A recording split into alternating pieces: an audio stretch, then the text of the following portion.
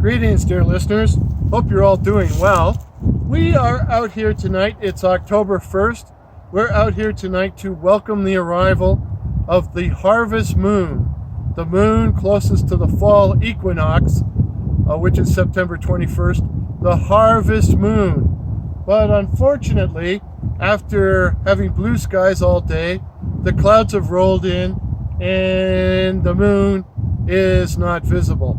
But hey, the moon operates on its own schedule, not mine. Now, October will be unique this year because we're going to have 2 full moons during October. So we'll be back in 28 days for the hunter's moon. The hunter's moon, unless there's snow all over the ground. Now, the other reason we're out here tonight is because when we were out scouting locations the other night, we could hear great horned owls. Great horned owls hooting. And if you've never heard a great horned owl hoot, it's a very penetrating sound. It's something like this.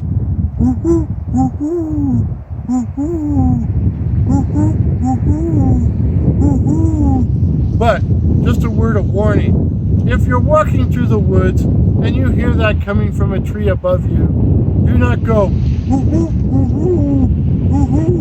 Otherwise, the owl will shine a flashlight on you, like that one just did. Or no, what it's more likely to do is swoop down on you. And I still have scars on the top of my head to remember the owl by. I still have those scars from when he swooped down on me. He did not like me imitating him or encroaching on his territory. Now, when I was a boy, I was a real nature boy. Like, I was always out in nature, out in the woods, out by the lake, out on the river. And, you know, when I look back on my childhood now, it's more like something out of Huckleberry Finn or Tom Sawyer than probably the average childhood today. And one of the things we used to do when we were younger was swim in the river. We used to actually, it was called the 16-Mile Creek, but it was actually a river. And one of the reasons we did that was no adult supervision. And you can see we're getting a lot of adult supervision tonight. Go away, you people. No adult supervision, and it was free. So we used to go swimming in the river, and we didn't worry about pollution or industrial waste because we always made sure to swim below rapids because the rapids would get rid of any of the chemicals or any of the bad stuff. And you know, we couldn't have been all wrong. I'm still here. I glow in the dark from time to time, but, you know, I'm basically fairly healthy. But the best place to swim on the river was the swimming hole underneath the train bridge, where the water was maybe 15 or 20 feet deep, and it was a big area, so you could get 30 kids swimming in there at the same time. But like all good things in life, there was an issue. And the issue in this case was named Old Mose. Old Mose. Old Mose was a venerable and humongous snapping turtle that used to live in the mud and the ooze at the bottom of the swimming hole. And it was rumored that if you weren't careful, he would rise up towards the surface and bite your testicles off. Well, of course, this little problem, this little worry, allowed us to prank each other a lot as kids. And the water was kind of a muddy brown color. It was hard to see through. So it was often like kind of swimming in cold coffee. So the trick would be to go under the water, sneak up on your buddy, grab his foot, grab his thigh, or better yet, grab him by the balls. And having had this done to me a few times, you experienced several seconds of mortal terror, usually followed when you realized it was just another kid, followed by raucous laughter or sometimes a fist fight, depending on whether you liked the kid or not. But yeah, Old Mose was supposed to live there, and we were always a little bit worried about him. Now, there was some question as to whether or not Old Mose was real or just an urban legend. Well, one night we were sleeping out in the backyard, and geniuses that we are, we got the great idea that it would be cool to go for a midnight swim in the swimming hole under the train bridge. So we left the tent, snuck out, went down to the valley, got to the swimming hole, and of course none of us had the brains to bring a flashlight. There's no moon. It's like tonight. It's pitch dark like it is around here now. And I think we were all kind of regretting the idea of going swimming in there in the dark. But nobody wanted to admit that they were afraid. And while we were kind of milling around looking at the dark water, we suddenly heard this loud grating noise behind us.